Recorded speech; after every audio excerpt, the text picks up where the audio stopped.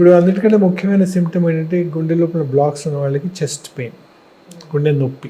దీన్ని అంజైనల్ పెయిన్ అంటాం మనం. ఈ గుండె నొప్పి అనేది చాలా రకాలుగా ఉంటుంది. ఇది లోవర్ జా నుంచి నాభి వరకు ఎక్కడైనా ఫీల్ అవ్వచ్చు. ఓకే.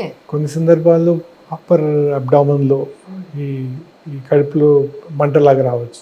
దురదృష్టవశాత్తు చాలామంది ఈ కడుపులో మంటని అసిడిటీ అనుకొని అశ్రద్ధ చేస్తూ ఉంటారు అన్నమాట. Correct sir. సో అసిడిటీ అయితే ప్రాణాపాయం లేదు, అది హార్ట్ పెయిన్ అయితే ప్రాణాపాయం. అందుకని కడుపులో నొప్పి వచ్చిందా, కడుపులో మంట వచ్చిందా, సాధారణంగా టిపికల్గా ఏంటంటే ఈ గుండె స్టర్నం బోన్ అయితే ఉందో ఆ మధ్య భాగంలో గట్టిగా బరువు పెట్టినట్టుగా లేదా బిగుసుకున్నట్టుగా పెయిన్ ఉంటుంది అన్నమాట. టిపికల్గా అలా ఉంటుంది.